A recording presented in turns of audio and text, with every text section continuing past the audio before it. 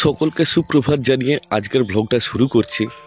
থাকছে কিছু হাসি, কান্না আর আনন্দর মুহূর্ত, আর সবশেষে আপনজনদেরকে ছেড়ে বিদায়ের পালা। আমি আর আপনাদের দাদা ভাই দুজনে চলে যাচ্ছি আমার বাপের বাড়ি। এখান থেকে 10 মিনিট হেঁটে যেতে হবে, টোটোতে গেলেও হবে 5 মিনিট, কিন্তু আমরা হেঁটে হেঁটেই যাবো। আর স্নেহা কোয়েলকে নিয়ে যাবো না, ওরা একটু থাকুক, আমরা ঘুরেই চলে আসবো।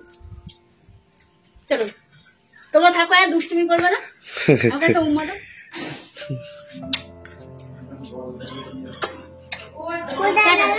কোথায় যাবে? মামায় যাবো।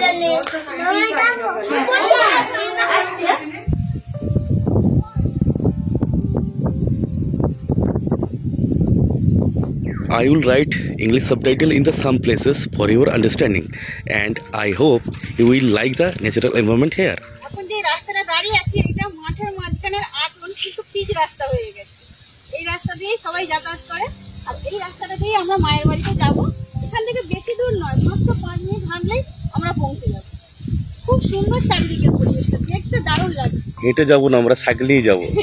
সাইকেল নিয়ে হেঁটে হেঁটে যাবো। সাইকেলেই ঠেলে ঠেলে যাওয়া হবে। হ্যাঁ, আর এই যে সাইডে এক সাইডে যে নারকেল, এই সাইডে যে নারকেল খাওয়া হয়ে যায়। স্বর্গ স্বর্গ এটা। আর এখানের পরিবেশটা শীতকালে যদি এতটা সুন্দর হয়, গরমকালে কিরকম লাগবে? দারুণ লাগবে। আর প্রত্যেকটা মানুষ এসে ভিড় করে গরমকালে। আর এই জমিগুলো এখন ধান চাষ হয়ে গেছে, ধান উঠে গেলেই খাসারি করাই চাষ হবে। আর জমির পাড়গুলোতে টমেটো চাষ হবে, টমেটো গাছ লাগানো হয়ে গেছে। দুদিকে ধান গাছ আর মাঝখানে রাস্তা, দেখতে খুব ভালো লাগছে। হ্যাঁ, আর ধান পেকেই গেছে, ধান এবার কাটা চলছে। আর এদিকেই কাটা হচ্ছে, আমাদের এদিকেও কাটা হচ্ছে, আর এদিকে ধানগুলো সব কাটা হচ্ছে। আর এখানে শুধু টমেটো গাছ নেই, তার সাথে সাথে আছে পুঁই গাছ, এখন পুঁই মেজরি হবে। তারপর আছে সিম গাছ, বিম কড়াই গাছ, প্রত্যেকটা আটনে পুরো সবজি গাছে ভর্তি।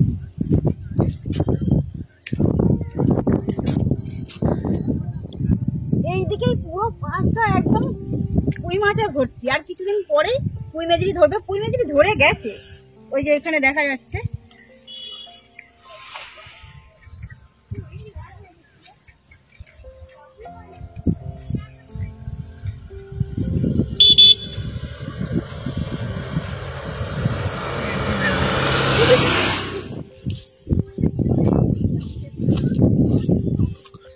I am so tired.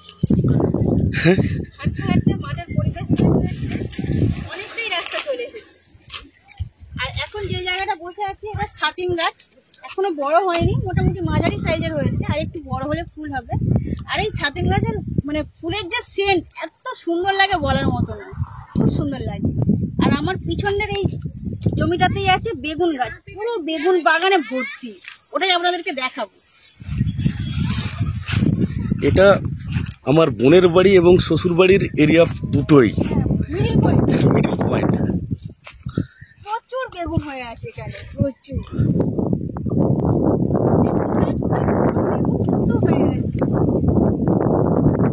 প্রত্যেকটা গাছে বেগুনে ভর্তি, মানে বড় বড় সাইজ তোলা হয়ে গেছে, এগুলো মাঝে। এই গাছটাতেও আছে। খুব ভালো লাগে যখন এগুলো হ্যাঁ, আর এইটা চোখের সামনে থেকে দেখা হয়। চুরি হওয়ার কোনো ভয় নেই, সবারই চাষ আছে। হ্যাঁ, ঠিক। অনেকটা জায়গা নিয়ে বেগুন বাগানটা।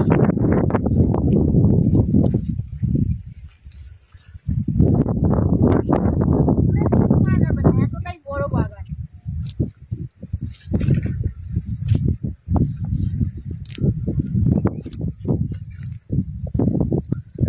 সব বেগুনে ভর্তি না? হ্যাঁ, পুরো বেগুনে, আর বাগানটাই বেগুনে ভর্তি। প্রত্যেকটা বেগুন গাছে ছোট বড় মাঝারি বেগুনে ভর্তি। সব গাছগুলো একদম কালো কালো হয়ে আছে বেগুনে। এই গাছটাতে হয়ে আছে বেগুন, দেখতে ভালো লাগছে। আর এতটাই সুন্দর পরিবেশ যে মানে বেগুন ছিঁড়ে কি কোনো সবজি ছিঁড়ে নষ্ট করার মতো, খুব সুন্দর লাগে। নষ্ট করতে আছে, না। কত কষ্টের ফল। হ্যাঁ,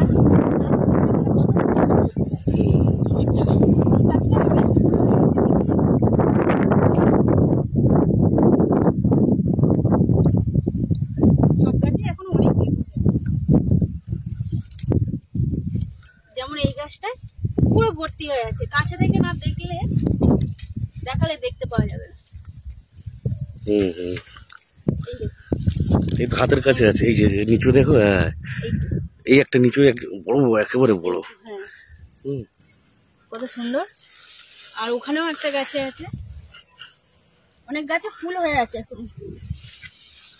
তো আর এখানে বেশি দেরি করব না, চলে যাব মায়ের কাছে, অনেকটাই দেরি হয়ে যাচ্ছে এদিক ওদিক ঘুরতে ঘুরতে। চলো এবার যাওয়া যাক। একটু হাঁটলে না হালকা হয়ে যাচ্ছে। একটু রেস্ট নেবে, হ্যাঁ বসো বসো। আমাদের জন্য সেখানে আবার অপেক্ষায় আছে, কখন আসবো কখন আসবো কখন আসবো করছে। মানে এখন এই জায়গাগুলো দেখলে সেই ছোটবেলার কথা মনে পড়ে যায়। এই রাস্তাটা তখন একদম মানে ইটের রাস্তা ছিল, আর বর্ষাকালে তো মানে জল কাদায় এমনই হয়েছিল রাস্তাটা, পুরো ইটগুলো উঠে উঠে থাকতো সোজা হয়ে। আচ্ছা, এইদিকে পা দিলে ওইদিকে উঠে গিয়ে কাদা পুরো ছিটকে স্কুল ড্রেসে ভর্তি হয়ে গেছে। এবার এইদিকে তো কোনো পুকুর ছিল না, একদম সেই বড় বোনাতে সেখানে গেছে পুকুরটাতে নেমে আমরা হাত পা ধুয়ে তবে স্কুলে যেতাম। প্রচুর রাস্তা খারাপ ছিল, এখন তো অনেক উন্নত হয়ে গেছে। আপনাদেরকে পরিচয় করে দিই, এটা আমার বাবা আর এটা আমার মা। আপনাদেরকে সবাইকে তো জানিয়েছি মা মানে প্যারালাইসিসে ভুগছে, এখন একটু ঠিক আছে। আর বাবারও তো হার্টের সমস্যা, পেসমেকার বসানোই আছে। তো নতুন বন্ধুরা যারা জানেন না আমি জানালাম, খুবই কষ্টের মধ্যে আছে। আর আমি তো প্রচুর কষ্টের মধ্যে থাকি, কারণ মা বাবার এরকম শরীর খারাপ থাকলে কার মন ভালো থাকে। হ্যাঁ, তো আপনারা একটু আশীর্বাদ করুন যাতে আমার মা বাবা ভালো থাকে, আমি যেন ভালো রাখতে পারি। কতদিন পরে ভালো থাকে। হ্যাঁ, কাঁদবে না।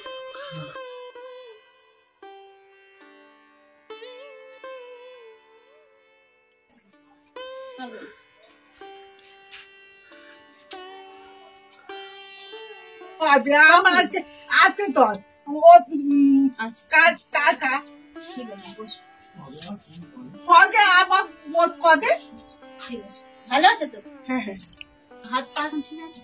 একটু হ্যাঁ একটু তো একটু কবে পক্ষে পাবি এতে বাবু হয়ে বসতে হ্যাঁ হ্যাঁ মাথালি সব মিলে যায়। ওই টাকা কথা আর এতে টেট করতে তো আচ্ছা সেটা ঠিক আছে, ওটা এটা ও তো সেই মানে আবার গাছে অনেক লাউ হয়েছে, সেই লাউটা দেখাচ্ছে যে আর বলছে লাউ নিয়ে যাবি। দাদা কথা দিয়ে যাবে। আচ্ছা ঠিক আছে, ঠিক আছে। ওলকপি গাছগুলো মায়েদের কত সুন্দর হয়েছে। তোমার তাকে হ্যাঁ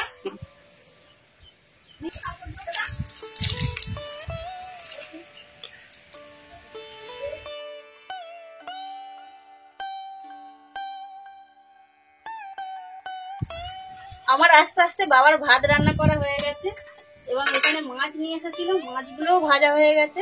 এবার আমি মাছের ঝাল বসিয়ে দিচ্ছি। আর মা তো সব সবজি কেটেছিল, আলু ভাজবো আর এখানে বেগুন কাটা আছে, বেগুন ভাজবো আর সিম বেগুন আলু পালং শাক দিয়ে একটা তরকারি করবো।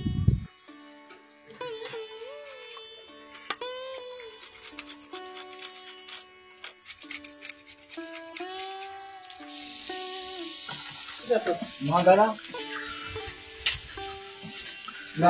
দাদা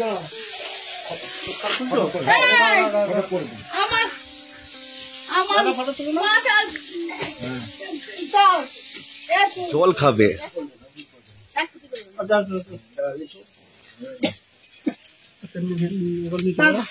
মাথাটা নিচু করো। আমি মেয়েদের বৌদিতে কথা জানি। এদিকে চাল দেয় নাকি? চাল ধান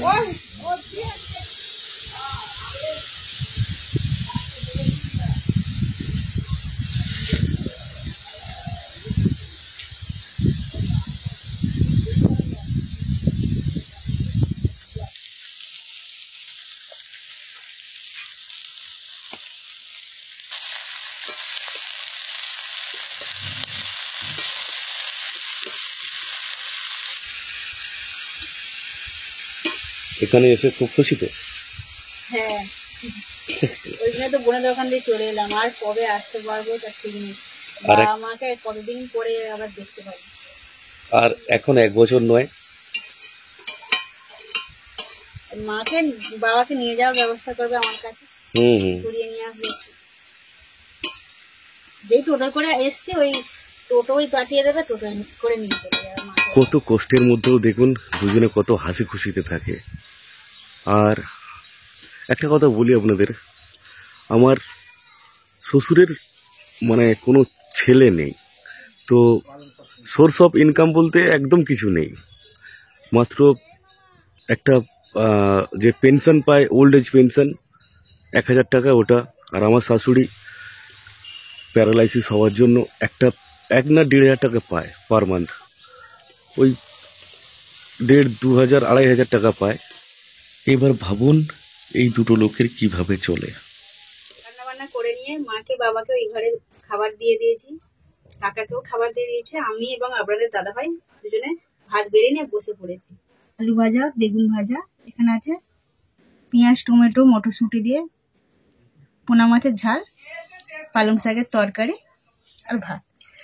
আমি খাওয়া শুরু করে দিচ্ছি কারণ আমার ভাত বেশি খিদে পায়।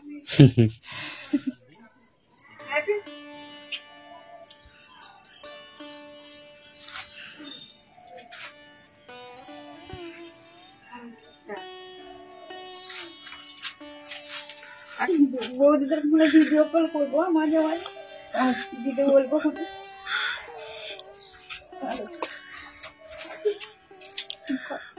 আসবো কোনো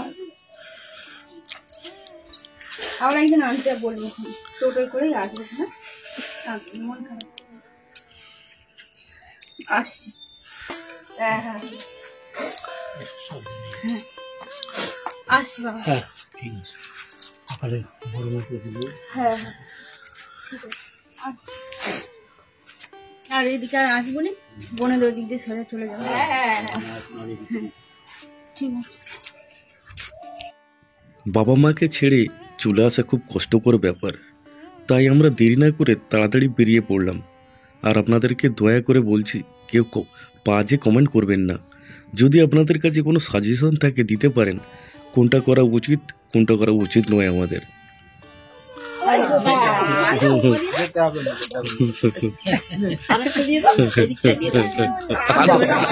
আর দেবো না, বলে জড়ি ধরে আদর করতো, আদর করতো। তুমি যাবে, আমাকে নিয়ে যাবি না, তাই তো? চলো ভালো থাকবি বলে দাও। চলো মাকে নিতে হবে, টাকা দিয়ে দাও, টাকা দিয়ে দাও, টাটা। টাকা দিয়ে দিয়েছো।